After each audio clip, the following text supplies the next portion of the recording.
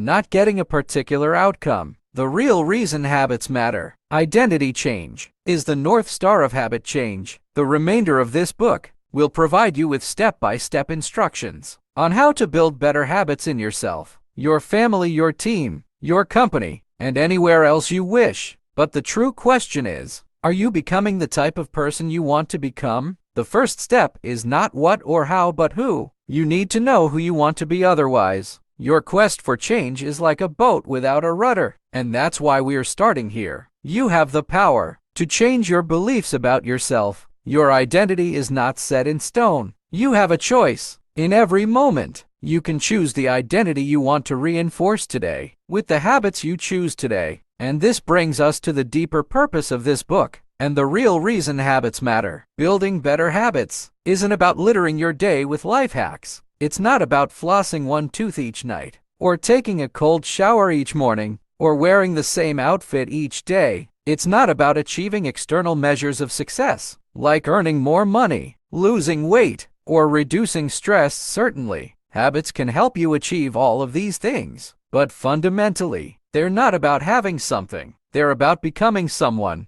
Ultimately, your habits matter because they help you become the type of person you wish to be. They are the channel through which you develop your deepest beliefs about yourself. Quite literally, you become your habits. There are 3 levels of change: outcome change, process change, and identity change. The most effective way to change your habits is to focus not on what you want to achieve, but on who you wish to become. Your identity emerges out of your habits. Every action is a vote for the type of person you wish to become. Becoming the best version of yourself requires you to continuously edit your beliefs and to upgrade and expand your identity. The real reason habits matter is not because they can get you better results, although they can do that, but because they can change your beliefs about yourself. Chapter 3: How to Build Better Habits in 4 Simple Steps. In 1898, a psychologist named Edward Thorndike conducted an experiment that would lay the foundation for our understanding of how habits form and the rules that guide our behavior. Thorndike was interested in studying the behavior of animals, and he started by working with cats. He would place each cat inside a device known as a puzzle box. The box was designed so that the cat could escape through a door by some simple act, such as pulling a loop of cord, pressing a lever, or stepping on a platform. For example, one box contained a lever that, when pressed, would open a door on the side of the box. Once the door had been opened, the cat could dart out and run over to a bowl of food. Most cats wanted to escape. As soon as they were placed inside the box, they would poke their nose into the corners, stick their paws through openings, and claw at loose objects. After a few minutes of exploration, the cats would happen to press the magical lever. The door would open, and they would escape. Thorndike tracked the behavior of each cat across many trials. In the beginning, the animals moved around the box at random, but as soon as the lever had been pressed and the door opened, the process of learning began. Gradually, each cat learned to associate the action of pressing the lever with the reward of escaping the box and getting to the food. After 20 to 30 trials, this behavior became so automatic and habitual that the cat could escape within a few seconds. For example, Thorndike noted, Cat 12 took the following times to perform the act: 160 seconds, 30 seconds, 90 seconds, 601528 20 30, 20 to 11, 152012101410, 88 510 86 67. During the first 3 trials, the cat escaped at an average of 1.5 minutes. During the last 3 trials, it escaped in an average of 6.3 seconds. With practice, each cat made fewer errors, and their actions became quicker and more automatic. Rather than repeat the same mistakes, the cat began to cut straight to the solution. From his studies, Thorndike described the learning process by stating, behaviors followed by satisfying consequences tend to be repeated, and those that produce unpleasant consequences are less likely to be repeated. His work provides the perfect starting point for discussing how habits form in our own lives. It also provides answers to some fundamental questions, like what are habits, and why does the brain bother building them at all? Why your brain builds habits. A habit is a behavior that has been repeated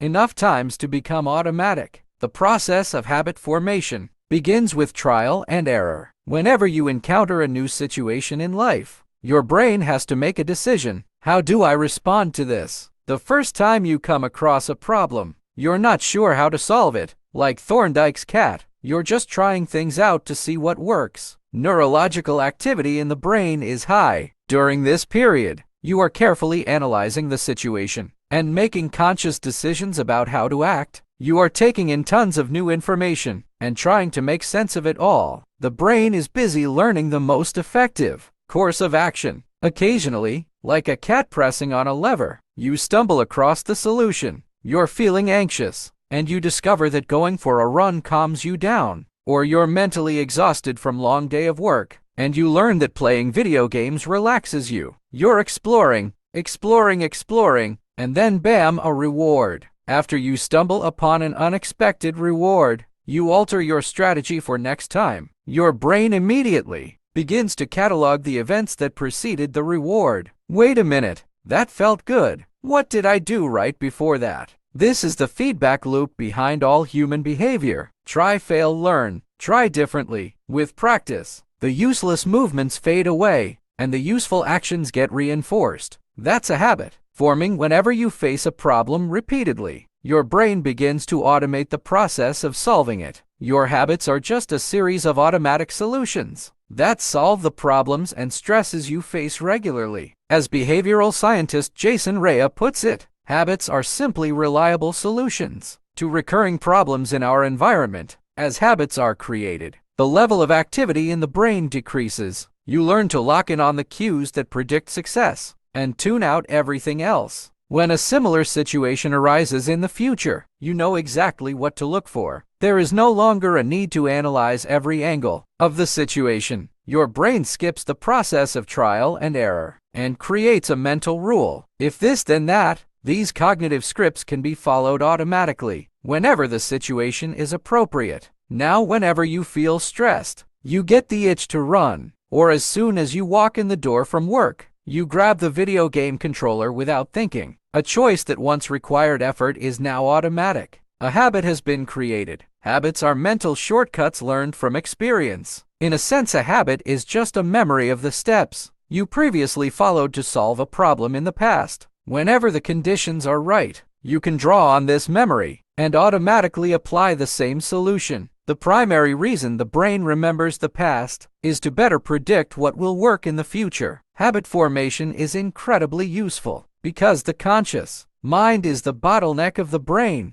It can only pay attention to one problem at a time. As a result, your brain is always working to preserve your conscious attention for whatever task is most essential. Whenever possible, the conscious mind likes to pawn off tasks to the non-conscious mind to do automatically. This is precisely what happens when a habit is formed. Habits reduce cognitive load and free up mental capacity, so you can allocate your attention to other tasks. Despite their efficiency, some people still wonder about the benefits of habits. The argument might go like, will habits make my life dull? I don't want to pigeonhole myself into a lifestyle I don't enjoy. Doesn't so much routine take away from the vibrancy and spontaneity of life? Hardly. Such questions set up a false dichotomy that make you think that you have to choose between building habits and attaining freedom. In reality, the two complement each other. Habits do not restrict freedom, they create it. In fact, the people who don't have their habits handled are often the ones with the least amount of freedom. Without good financial habits, you will always be struggling for the next dollar. Without good health habits, you will always seem to be short on energy. Without good learning habits, you will always feel like you're behind the curve. If you're always being forced to make decisions about simple tasks, when should I work out? Where do I go to write? When do I pay the bills? Then you have less time for freedom. It's only by making the fundamentals of life easier that you can create the mental space needed for free thinking and creativity. Conversely, when you have your habits dialed in and the basics of life are handled and done, your mind is free to focus on new challenges and master the next set of problems. Building habits in the present allows you to do more of what you want in the future. The science of how habits work. The process of building a habit can be divided into four simple cue: craving, response, and reward. Readers of The Power of Habit by Charles Duhigg will recognize these terms. Duhigg wrote a great book, and my intention is to pick up where he left off. By integrating these stages into 4 simple laws, you can apply to build better habits in life and work. Breaking the process down into these fundamental parts can help us understand what a habit is, how it works, and how to improve it. This 4-step pattern is the backbone of every habit, and your brain runs through these steps in the same order each time. First, there's the cue. The cue triggers your brain to initiate a behavior. It is a bit of information that predicts a reward, something that catches your attention. Our prehistoric ancestors were paying attention to cues that signaled the location of primary rewards, like food, water, and sex. Today, we spend most of our time learning cues that predict secondary rewards, like money and fame, power and status, praise and approval, love and friendship, or a sense of personal satisfaction. Of course, these pursuits also indirectly improve our odds of survival and reproduction, which is the deeper motive behind everything we do. Your mind is continuously analyzing your internal and external environment for hints of where rewards are located, because the cue is the first indication that we are close to a reward. It naturally leads to a craving. Cravings are the second step, and they are the motivational force behind every habit. Without some level of motivation or desire, without craving a change, we have no reason to act. What you crave is not the habit itself, but the change in state it delivers. You do not crave smoking a cigarette. You crave the feeling of relief it provides. You are not motivated by brushing your teeth, but rather by the feeling of a clean mouth. You do not want to turn on the television. You want to be entertained. Every craving is linked to a desire to change your internal state. This is an important point that we will discuss in detail later. Cravings differ from person to person in theory. Any piece of information could trigger a craving, but in practice, people are not motivated by the same cues. For a gambler, the sound of slot machines can be a potent trigger that sparks an intense wave of desire. For someone who rarely gambles, the jingles and chimes of the casino are just background noise. Cues are meaningless until they are interpreted. The thoughts, feelings, and emotions of the observer are what transform a cue into a craving. The third step is the response. The response is the actual habit you perform, which can take the form of a thought or an action. Whether or response occurs depends on how motivated you are and how much friction is associated with the behavior. If a particular action requires more physical or mental effort than you are willing to expend, then you won't do it. Your response also depends on your ability. It sounds simple, but a habit can only occur if you are capable of doing it. If you want to dunk a basketball, but can't jump high enough to reach the hoop, well, you're out of luck. Finally, the response delivers a reward. Rewards are the end goal of every habit. The cue is about noticing the reward. The craving is about wanting the reward. The response is about obtaining the reward. We chase rewards because they serve 2 purposes. 1, they satisfy us, and 2, they teach us. The first purpose of rewards is to satisfy your craving. Yes, rewards provide benefits on their own. Food and water deliver energy you need to survive. Getting a promotion brings more money and respect. Getting in shape improves your health and your dating prospects. But the more immediate benefit is that rewards satisfy your craving to eat, or to gain status, or to win approval, at least for a moment. Rewards deliver contentment and relief from craving. Second, rewards teach us which actions are worth remembering in the future. Your brain is a reward detector as you go about your life. Your sensory nervous system is continuously monitoring which actions satisfy your desires and deliver pleasure. Feelings of pleasure and disappointment are part of the feedback mechanism that helps your brain distinguish useful actions from useless ones. Rewards close the feedback loop and complete the habit cycle. If a behavior is insufficient in any of these 4 stages, it will not become a habit. Eliminate the cue, and your habit will never start. Reduce the craving, and you won't experience enough motivation to act. Make the behavior difficult, and you won't be able to do it. And if the reward fails to satisfy your desire, then you'll have no reason to do it again in the future. Without the first 3 steps, a behavior will not occur without all 4. a behavior will not be repeated. We can refer to this cycle as the habit loop, and you can see a graphic image of it, as well as a caption describing it in detail. Atomic habits, media. In summary, the cue triggers a craving, which motivates a response, which provides a reward which satisfies that craving, and ultimately becomes associated with the cue. Together, these four steps form a neurological feedback. Cue, craving, response, reward. Cue, craving, response, reward. That ultimately allows you to create automatic habits. This cycle is known as the habit loop. This four-step process is not something that happens occasionally, but rather is an endless feedback loop that is running and active during every moment. You are alive even now. The brain is continually scanning the environment, predicting what will happen next, trying out different responses, and learning from the results. The entire process is completed in a split second, and we use it again and again, without realizing everything that has been packed into the previous moment.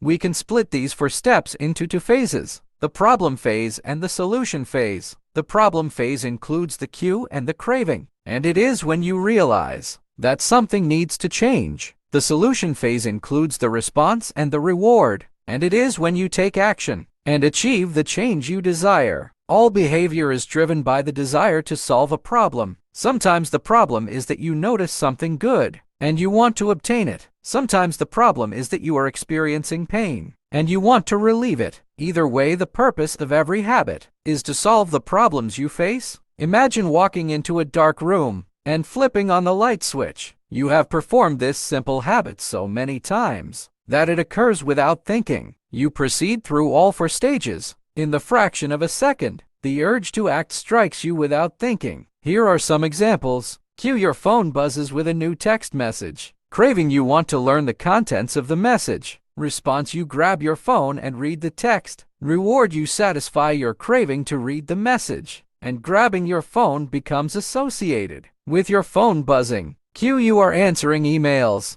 Craving, you begin to feel stressed and overwhelmed by work. You want to feel in control. Response, you bite your nails. Reward, you satisfy your craving to reduce stress. Biting your nails becomes associated with answering email. Cue, you wake up. Craving, you want to feel alert. Response, you drink a cup of coffee. Reward, you satisfy your craving to feel alert. Drinking coffee becomes associated with waking up. And finally, cue, you smell a donut. Shop, as you walk down the street near your office. Craving, you begin to crave a donut. Response, you buy a donut and eat it. Reward, you satisfy your craving to eat a donut. Buying a donut becomes associated with walking down the street near your office. By the time we become adults, we rarely notice the habits that are running our lives. Most of us never give a second thought to the fact that we tie the same shoe first each morning, or unplug the toaster after each use, or always change into comfortable clothes after getting home from work.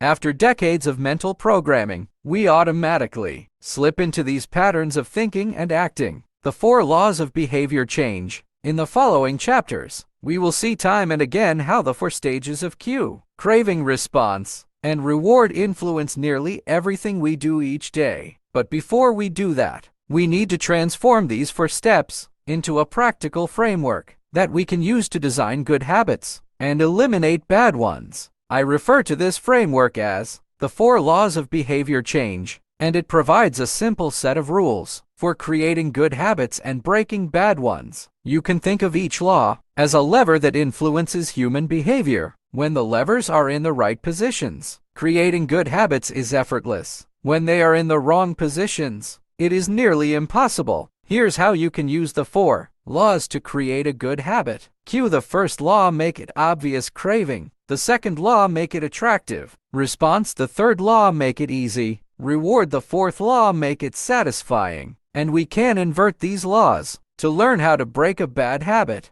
Cue, inversion of the first law, make it invisible. Craving. Inversion of the second law, make it unattractive. Response. Inversion of the third law, make it difficult. Reward. Inversion of the fourth law, make it unsatisfying. It would be irresponsible for me to claim that these 4 laws are an exhaustive framework for changing any human behavior, but I think they're close. As you will see, the 4 laws of behavior change applied to nearly every field from sports to politics, art to medicine, comedy to management. These laws can be used no matter what challenge you are facing. There is no need for completely different strategies. For each habit, whenever you want to change your behavior, you can simply ask yourself 1. How can I make it obvious? 2. How can I make it attractive? 3. How can I make it easy? 4. How can I make it satisfying? If you have ever wondered, why don't I do what I say I'm going to do? Why don't I lose the weight, or stop smoking, or save for retirement,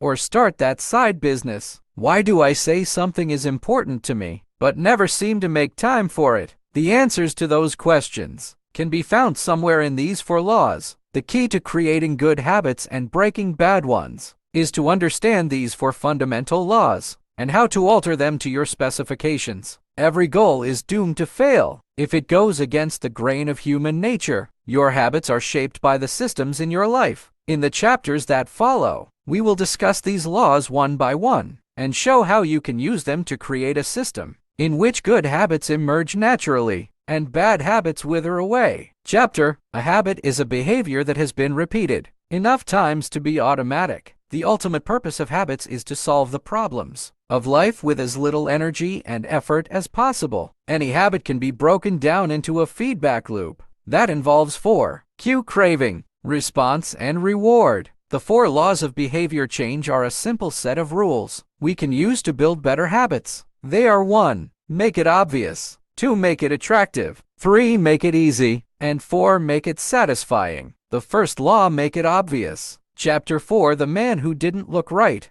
The psychologist Gary Klein once told me a story about a woman who attended a family gathering. She had spent years working as a paramedic, and upon arriving at the event, took one look at her father-in-law and got very concerned. "I don't like the way you look," she said. Her father-in-law, who was feeling perfectly fine, jokingly replied, "Well, I don't like your looks either." "No," she insisted. "You need to go to the hospital now." A few hours later, the man was undergoing life-saving surgery. After an examination had revealed that he had a blockage to a major artery and was at immediate risk of a heart attack. Without his daughter-in-law's intuition, he could have died. What did the paramedic see? How did she predict his impending heart attack? When major arteries are obstructed, the body focuses on sending blood to critical organs and away from peripheral locations near the surface of the skin. The result is a change in the pattern of distribution of blood in the face. After many years of working with people with heart failure, the woman had unknowingly developed the ability to recognize this pattern on sight. She couldn't explain what it was that she had noticed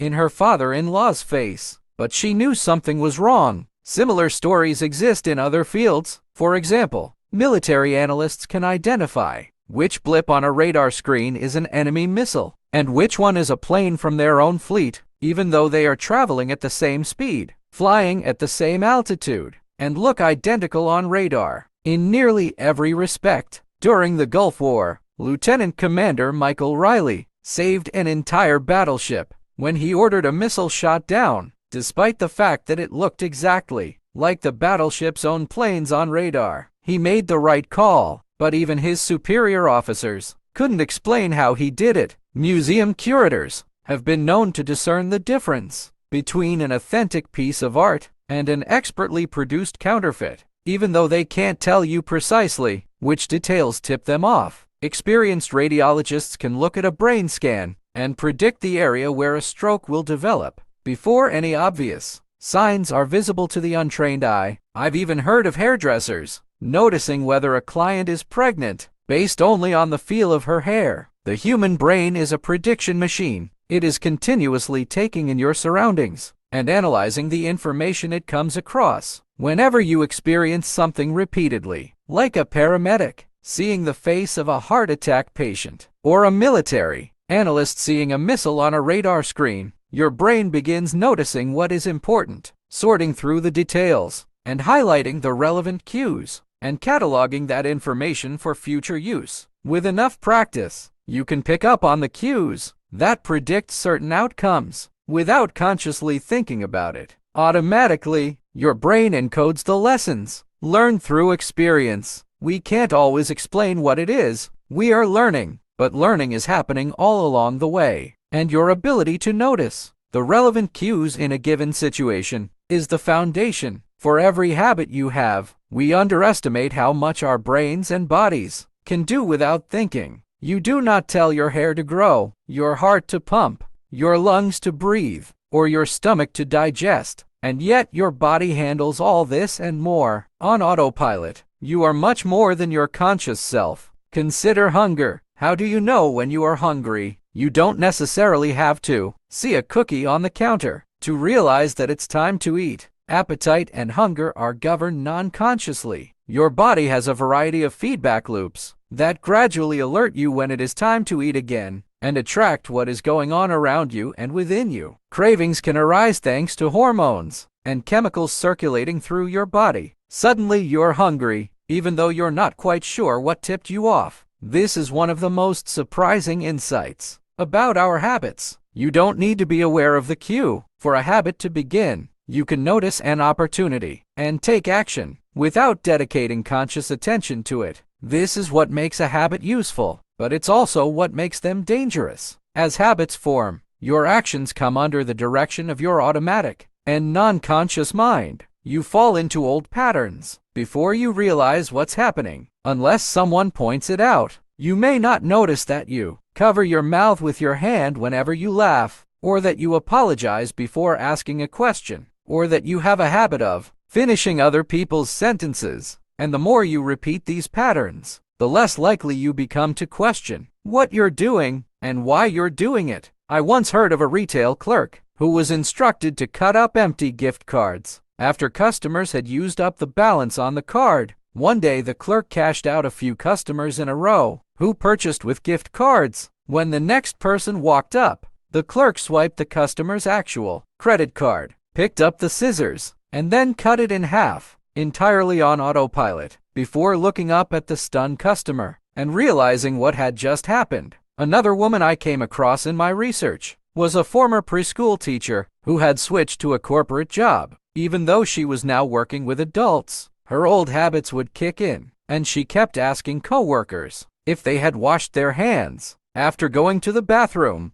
I also found the story of a man who had spent years working as a lifeguard and would occasionally yell "walk" whenever he saw a child running. Over time, the cues that spark our habits can become so common that they are essentially invisible. The treats on the kitchen counter, the remote control next to the couch, the phone in our pocket, our responses to these cues are so deeply encoded that it may feel like the urge to act comes from nowhere. For this reason, we must begin the process of behavior change with awareness. Before we can effectively build new habits, we need to get a handle on our current ones. This can be more challenging than it sounds, because once a habit is firmly rooted in your life, it is mostly non-conscious and automatic. If a habit remains mindless, you can't expect to improve it. As the psychologist Carl Jung said, until you make the unconscious conscious, it will direct your life, and you will call it fate.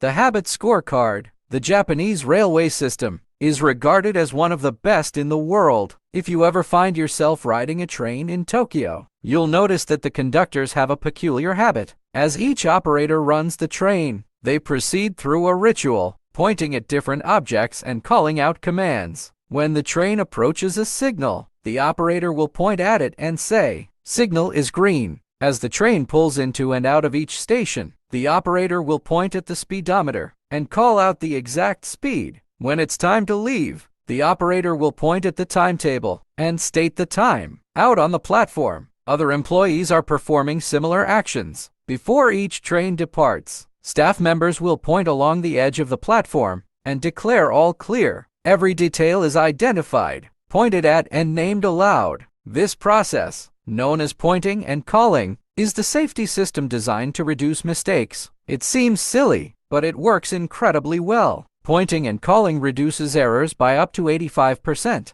and cuts accidents by 30%. The MTA subway system in New York City adopted a modified version that is point-only, and within 2 years of implementation, incidents of incorrectly berthed subways fell 57%.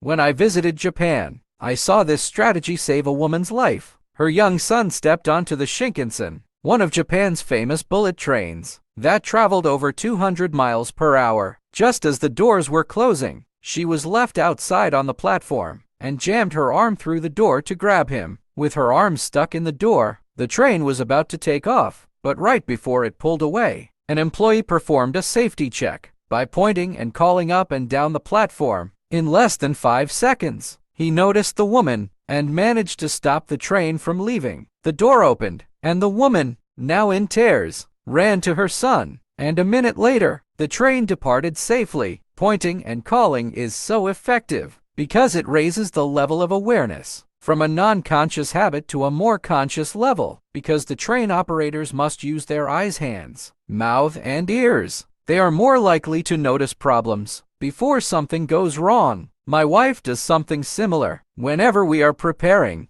to walk out the door for a trip, she verbally calls out the most essential items in her packing list. I've got my keys, I've got my wallet, I've got my glasses, I've got my husband. The more automatic a behavior becomes, the less likely we are to consciously think about it. And when we've done something 1,000 times before, we begin to overlook things. We assume that the next time will be just like the last. We're so used to doing what we've always done that we don't stop to question whether it is the right thing to do at all. Many of our failures in performance are largely attributable to a lack of self-awareness. One of our great challenges in changing habits is maintaining awareness of what we're actually doing. This helps explain why the consequences of bad habits can sneak up on us. We need a point and call system for our own lives. That's the origin of the habits scorecard, which is a simple exercise you can use to become more aware of your behavior. To create your own, make a list of your daily habits. Here's a sample of where you might start. Wake up, turn off the alarm, check my phone, go to the bathroom, weigh myself, take a shower, and so on. Once you have a full list, look at each behavior and ask, is this a good habit, a bad habit, or a neutral habit? If it's a good habit, write a plus sign next to it. If it is a bad habit, write a minus sign next to it. And if it's neutral, write an equal sign. For example, the list I just mentioned might look like this: wake up, neutral habit, turn off alarm, neutral, check my phone, probably shouldn't do that before I got out of bed, that's negative, go to the bathroom, neutral, weigh myself, positive, take a shower, positive, and so on. The marks you give to a particular habit will depend on your situation and your goals. For someone who is trying to lose weight, eating a bagel with peanut butter every morning might be a bad habit. For someone who's trying to bulk up and add muscle, the same behavior might be a good habit. It all depends on what you're working toward. If you're interested, you can get a template to create your own habit scorecard at atomichabits.com. Scorecard. It's worth noting that scoring your habits can be a little more complex. For another reason, the labels good habit and bad habit are slightly inaccurate. There aren't really any good habits or bad habits. They're only effective habits, that is, effective at solving problems. All habits serve you in some way, even the bad ones, which is why you repeat them. For this exercise, categorize your habits based on how they will benefit you or hurt you in the long run. Generally speaking, good habits will have net positive outcomes. Bad habits will have net negative outcomes. Smoking a cigarette may reduce stress right now. That's how it's serving you, but it's not a healthy long-term behavior. If you're still having trouble determining how to rate a particular habit on your habits scorecard, here's a question I like to. Does this behavior help me become the type of person I wish to be? Does this habit cast a vote for or against my desired identity? Habits that reinforce your desired identity are usually good. Habits that conflict with your desired identity are usually bad. As you create your habit scorecard, there is no need to change anything at first. The goal is simply to notice what is actually going on. Observe your thoughts and actions without judgment or internal criticism. Don't blame yourself for your faults. Don't praise yourself for your successes. If you eat a chocolate bar every morning, acknowledge it, almost as if you were watching someone else. Oh, how interesting that they would do such a thing. If you binge eat, Simply notice that you are eating more calories than you should. If you waste your time online, notice that you are spending your life in a way that you do not want to. The first step to changing bad habits is to be on the lookout for them. If you feel like you need extra help, then you can try pointing and calling in your own life. Say out loud the action that you are thinking of taking and what the outcome will be. If you want to cut back on your junk food habit, but you notice yourself grabbing another cookie, say out loud, "I'm about to eat this cookie, but I don't need it. Eating it will cause me to gain weight and hurt my health." Hearing your bad habits spoken aloud makes the consequences seem more real. It adds weight to the action, rather than letting yourself mindlessly slip into an old routine. This approach is useful, even if you're simply trying to remember a task on your to-do list. Just saying out loud, "Tomorrow I need to go to the post office after lunch," increases the odds that you'll actually do it. You're getting yourself to acknowledge the need for action, and that can make all the difference. The process of behavior change always starts with awareness. Strategies like pointing and calling and the habit scorecard are focused on getting you to recognize your habits and acknowledge the cues that trigger them, which makes it possible to respond in a way that benefits you. With enough practice, your brain will pick up on the cues that predict certain outcomes without consciously thinking about it. Once our habits become automatic, we stop paying attention to what we are doing. The process of behavior change always starts with awareness. You need to be aware of your habits before you can change them. Pointing and calling raises your level of awareness from a non-conscious habit to a more conscious level by verbalizing your actions. The habit scorecard is a simple exercise you can use to become more aware of your behavior. Chapter V: The best way to start a new habit. In 2001, researchers in Great Britain began working with 248 people to build better exercise habits. Over the course of 2 weeks, the subjects were divided into 3 groups. The first group was the control group. They were simply asked to track how often they exercised. The second group was the motivation group. They were asked not only to track their workouts, but also to read some material on the benefits of exercise. The researchers also explained to the group how exercise could reduce the risk of coronary heart disease and improve heart health. Finally, there was the third group. These subjects received the same presentation as the second group, which ensured that they had equal levels of motivation. However, they were also asked to formulate a plan for when and where they would exercise over the following weeks. Specifically, each member of the third group completed the following: during the next week, I will partake in at least 20 minutes of vigorous exercise. On this day, at this time, in this place. In the first and second groups, 35 to 38% of people exercised at least once per week. Interestingly, the motivational presentation given to the second group seemed to have no meaningful impact on the behavior of participants as soon as they left the researchers. But 91% of the third group exercised at least once per week, more than double the normal rate. The sentence that they had filled out is what researchers refer to as an implementation intention, which is a plan you make beforehand about when and where to act. That is how you intend to implement a particular habit. The cues that can trigger a habit come in a wide range of forms: the feel of your phone buzzing in your pocket, the smell of chocolate chip cookies, the sound of ambulance sirens. But the 2 most common cues are time and location. Implementation intentions leverage both of these cues. Broadly speaking, the format for creating an implementation intention is: when situation X arises, I will perform response Y. Hundreds of studies have shown that implementation intentions are effective for sticking to our goals. Whether it's writing down the exact time and date of when you will get a flu shot, or recording the time of your colonoscopy appointment, they increase the odds that people will stick with habits like recycling, studying going to sleep early, and stopping smoking. Researchers have even found that voter turnout increases when people are forced to create implementation intentions by answering questions like: what route are you taking to the polling station? At what time are you planning to go? What bus will get you there? Other successful government programs have prompted citizens to make a clear plan to send taxes in on time. or provided directions on when and where to pay late traffic bills. The punchline is, people who make a specific plan for when and where they will perform a new habit are more likely to fall through. Too many people try to change their habits without these basic details figured out. We tell ourselves, I'm going to eat healthier, or I'm going to write more, but we never say when and where these habits are going to happen. We leave it up to chance and hope that we will just remember to do it or feel motivated at the right time.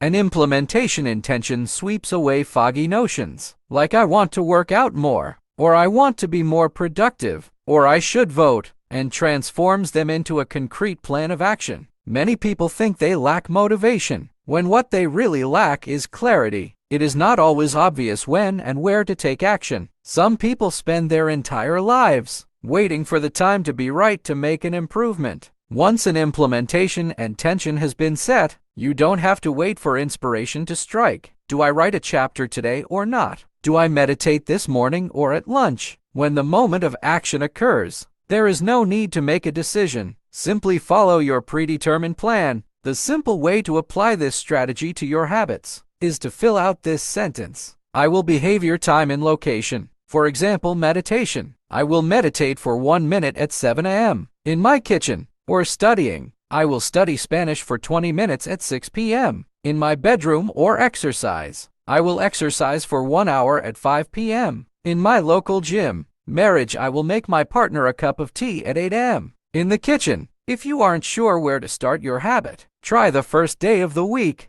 month, or year. People are more likely to take action at those times because hope is usually higher. If we have hope, we have a reason to take action. A fresh start feels motivating. There's another benefit to implementation intentions. Being specific about what you want and how you will achieve it helps you say no to things that can derail your progress, distract your attention, and pull you off course. We often say yes to little requests because we are not clear about what we need to be doing. Instead, when your dreams are vague, it's easy to rationalize little exceptions all day long and never get around to the specific things you need to do to succeed. Give your habits a time and a space to live in the world. The goal is to make the time and location so obvious that with enough repetition, you get the urge to do the right thing at the right time, even if you can't say why. As the writer Jason Zweig noted, obviously you're never going to just work out without conscious thought, but like a dog salivating at a bell. Maybe you start to get antsy around the time of day you normally work out. There are many ways to use implementation intentions in your life and work. My favorite approach is one I learned from Stanford professor B.J. Fogg, who calls it the tiny habits recipe, but it is the strategy that I will refer to as habit stacking. Habit stacking, a simple plan to overhaul your habits. The French philosopher Denis Diderot lived nearly his entire life in poverty, but that all changed one day in 1765. Diderot's daughter was about to be married, and he could not afford to pay for the wedding. Despite his lack of wealth, Diderot was well known for his role as the co-founder and writer of Encyclopédie, one of the most comprehensive encyclopedias of the time. When Catherine the Great, the Empress of Russia, heard of Diderot's financial troubles, her heart went out to him. She was a book lover and greatly enjoyed his encyclopedia. She offered to buy Diderot's personal library for £1,000, which is the sum equal to more than $150,000 today. Suddenly Diderot had money to spare. With his new wealth, he not only paid for the wedding, but also acquired a scarlet robe for himself. Diderot's scarlet robe was beautiful, so beautiful in fact, that he immediately noticed how out of place it seemed when surrounded by his more common possessions. He wrote that there was no more coordination, no more unity, no more beauty between his elegant robe and the rest of his stuff. Diderot soon felt the urge to upgrade his possessions. He replaced his rug with one from Damascus. He decorated his home with expensive sculptures. He bought a mirror to place above the mantel and a better kitchen table. He tossed aside his old straw chair for a leather one. Like following dominoes, one purchase LED to the next, Diderot's behavior is not uncommon. In fact, the tendency for one purchase to lead to another has a name: the Diderot effect. The Diderot effect states that obtaining a new possession often creates a spiral of consumption that leads to additional purchases. You can spot this pattern everywhere. You buy a dress and have to get shoes and earrings to match. You buy a couch and suddenly question the layout of your entire living room. You buy a toy for your child and soon find yourself purchasing all of the accessories that go with it. It is a chain reaction of purchases. Many human behaviors follow this cycle. You often decide what to do next based on what you have just finished doing. Going to the bathroom leads to washing and drying your hands, which reminds you that you need to put dirty towels in the laundry, and so you add laundry detergent to the shopping list, and so on. No behavior happens in isolation. Each action becomes a cue that triggers the next behavior. Why is this important? Well, when it comes to building new habits, you can use the connectedness of behavior to your advantage. One of the best ways to build a new habit is to identify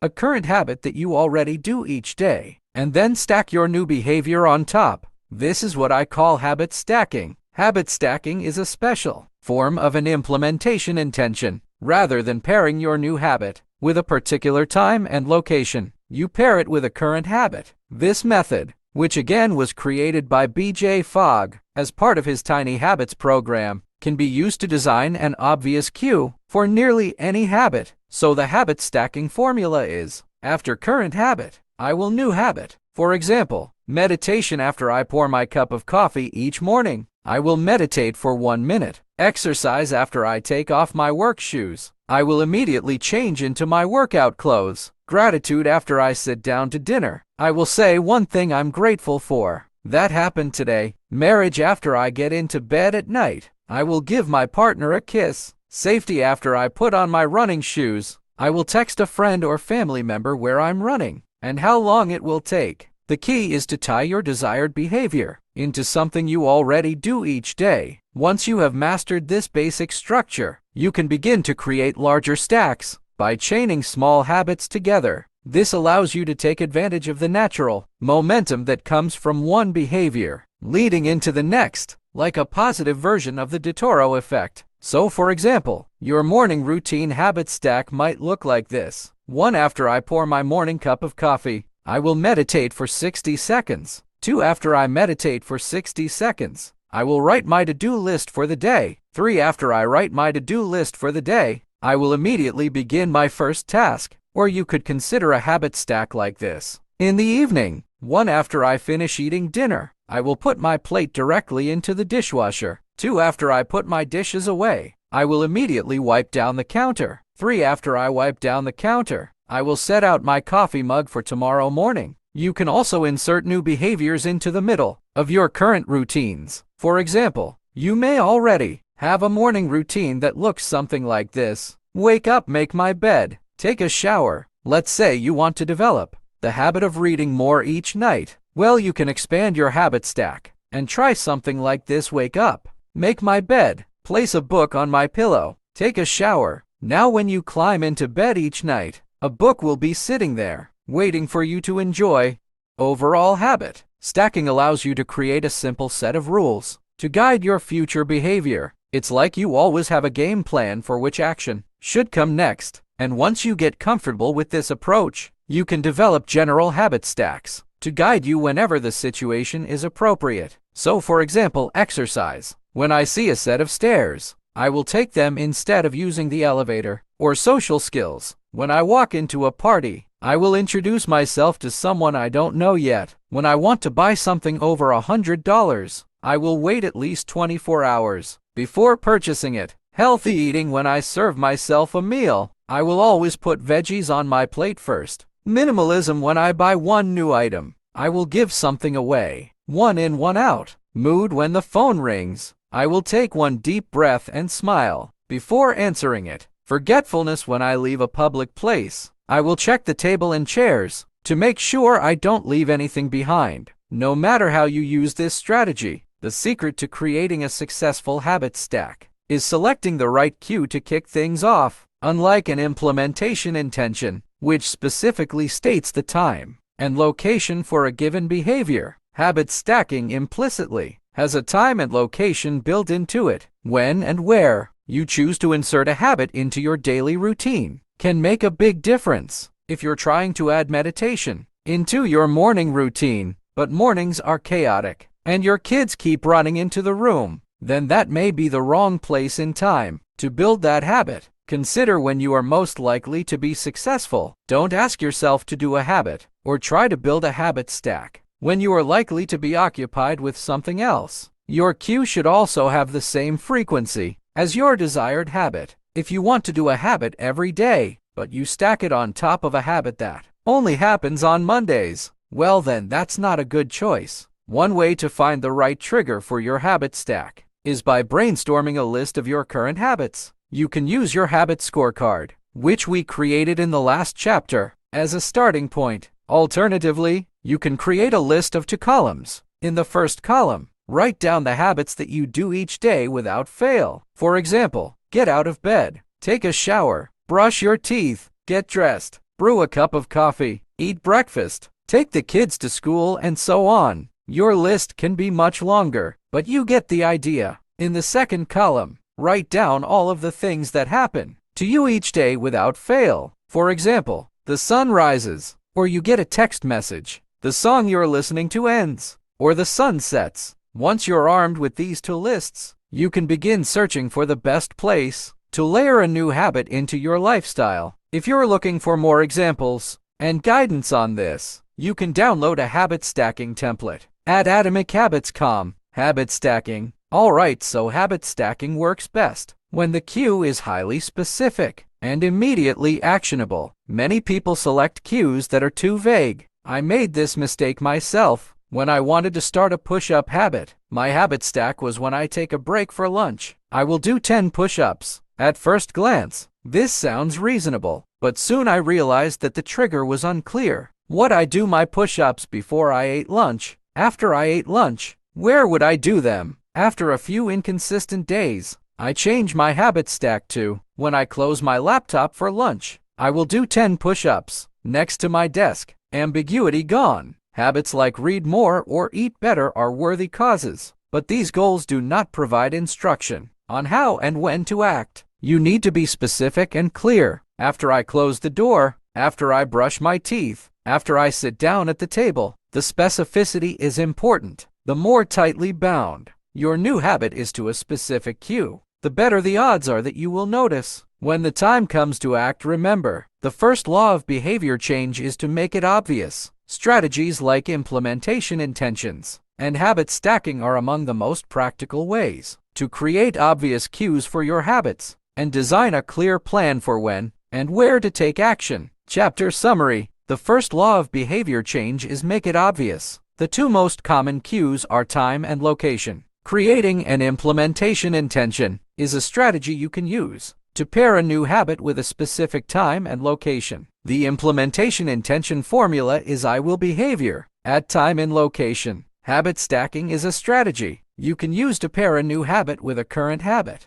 The habit stacking formula is after current habit, I will new habit. Chapter 6. Motivation is overrated. Environment often matters more. Anne Thorndike, a primary care physician at Massachusetts General Hospital in Boston, had a crazy idea. She believed she could improve the eating habits of thousands of hospital staff and visitors without changing their willpower or motivation in the slightest way. In fact, she didn't plan on talking to them at all. Thorndike and her colleagues designed a 6-month study to alter the choice architecture of the hospital cafeteria. Originally, the refrigerators, located next to the cash registers in the cafeteria, were filled with only soda. The researchers added water as an option to each one. Additionally, they placed baskets of bottled water next to the food stations throughout the room. Soda was still in the primary refrigerators, but now water was an option available at all drink locations. Over the next 3 months, the number of soda sales at the hospital dropped by 11.4%. Meanwhile, sales of bottled water increased by 25.8%. They made similar adjustments and saw similar results. With the food in the cafeteria, nobody had said a word to anyone eating there. To see a graphical representation of the layouts in the cafeteria, before and after the changes, visit AtomicHabits.com Media. People often choose products not because of what they are, but because of where they are. If I walk into the kitchen and see a plate of cookies on the counter, I'll pick up half a dozen and start eating, even if I hadn't been thinking about them beforehand and didn't necessarily feel hungry. If the communal table at the office is always filled with donuts and bagels, it's going to be hard not to grab one every now and then. Your habits change depending on the room you are in and the cues in front of you. Environment is the invisible hand that shapes human behavior. Despite our unique personalities, certain behaviors tend to arise again and again under certain environmental conditions. In church, people tend to talk in whispers. On a dark street, people act wary and guarded. In this way, the most common form of change is not internal, but external. We are changed by the world around us. Every habit is context dependent. In 1936, psychologist Kurt Lewin wrote a simple equation that makes a powerful statement. Behavior is a function of the person in their environment, or B equals F pay. It didn't take long for Lewin's equation to be tested in business. In 1952, the economist Hawkins Stern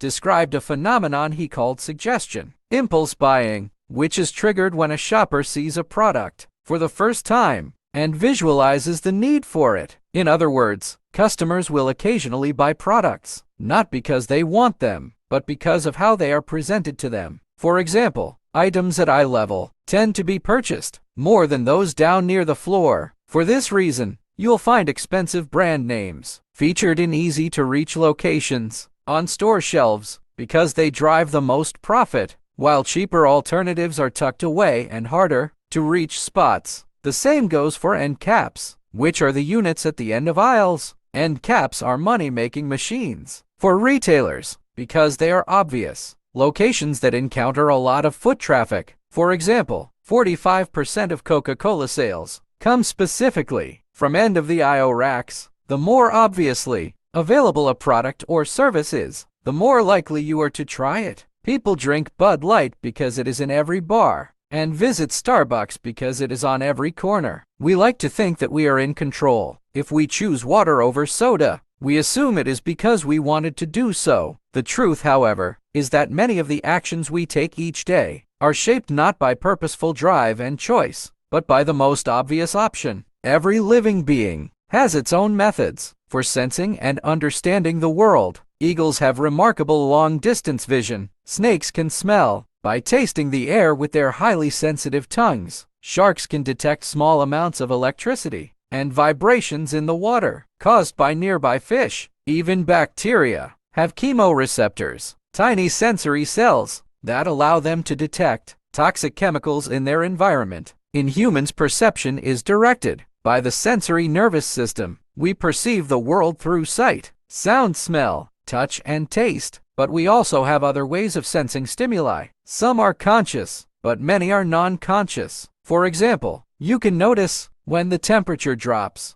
before a storm, or when the pain in your gut rises during a stomachache, or when you fall off balance while walking on rocky ground. Receptors in your body pick up on a wide range of internal stimuli, such as the amount of salt in your blood or the need to drink when thirsty. The most powerful of all human sensory abilities, however, is vision. The human body has about 11 million sensory receptors. Approximately 10 million of those are dedicated to sight. Some experts estimate that half of the brain's resources are used on vision. Given that we are more dependent on vision than on any other sense, it should come as no surprise that visual cues are the greatest catalyst of our behavior. For this reason, a small change in what you see can lead to a big shift in what you do. As a result, you can imagine how important it is to live and work in environments that are filled with productive cues and devoid of unproductive ones. Thankfully, there's good news. In this respect, you don't have to be the victim of your environment. You can also be the architect of it. How to design your environment for success. During the energy crisis and oil embargo of the 1970s, Dutch researchers began to pay close attention to the country's energy usage. In one suburb near Amsterdam, they found that some homeowners use 30% less energy than their neighbors, despite the homes being of similar size and getting electricity for the same price. It turned out, the houses in this neighborhood were nearly identical, except for one, the location of the electrical meter. Some had one in the basement. Other houses had electrical meters upstairs, in the main hallway. As you may guess, the homes with the meters located in the main hallway use less electricity. When their energy was obvious and easy to track, people change their behavior. Every habit is initiated by a cue, and we are more likely to notice cues that stand out. Unfortunately, the environments where we live and work often make it easy to not notice or not do certain actions because there is no obvious cue to trigger the behavior. It's easy to not practice the guitar when it's tucked away in the closet. It's easy to not read a book when the bookshelf is in the corner of the guest room. It's easy to not take your vitamins when they are out of sight in the pantry. When the cues that spark a habit are subtle or hidden, they are easy to ignore. By comparison, creating obvious visual cues can draw your attention toward a desired habit. In the early 1990s, the cleaning staff at Schiphol Airport in Amsterdam installed a small sticker that looked like a fly near the center of each urinal. Apparently, when men stepped up to the urinals, they aimed for what they thought was a bug. The stickers improved their aim and significantly reduced spillage around the urinals. Further analysis determined that the stickers cut bathroom cleaning costs by 8% per year. I've experienced the power of obvious cues in my own life. I used to buy apples from the store, put them in the crisper at the bottom of the refrigerator, and forget all about them. By the time I remembered, the apples would have gone bad. I never saw them, so I never ate them. Eventually, I took my own advice and redesigned the environment. I bought a large display bowl and placed it in the middle of the kitchen counter. The next time I bought apples, that was where they went, out in the open, where I could see them. Almost like magic, I began eating a few apples a day, simply because they were obvious, rather than out of sight. Here are a few ways you can redesign your environment and make the cues of your preferred habits more obvious. If you want to remember to take your medication each night, put your pill bottle directly next to the faucet on your bathroom counter. If you want to practice guitar more frequently, place your guitar stand in the middle of the living room. If you want to remember to send more thank you notes, keep a stack of stationery on your desk. If you want to drink more water, fill up a few water bottles each morning and place them in common locations around the house or the office. If you want to make a habit a big part of your life, then make the cue a big part of your environment. The most persistent behaviors usually have multiple cues. Consider how many different ways a smoker could be prompted to pull out a cigarette: driving the car, seeing a friend smoke, feeling stressed at work, and so on. The same strategy can be employed for good habits. By sprinkling triggers throughout your surroundings, you increase the odds that you'll think about your habit throughout the day. Make sure the best choice is the most obvious one. Making a better decision is easy and natural when the cues for good habits are right in front of you. Environment design is powerful, not only because it influences how we engage with the world, but also because we rarely do it. Most people live in a world others have created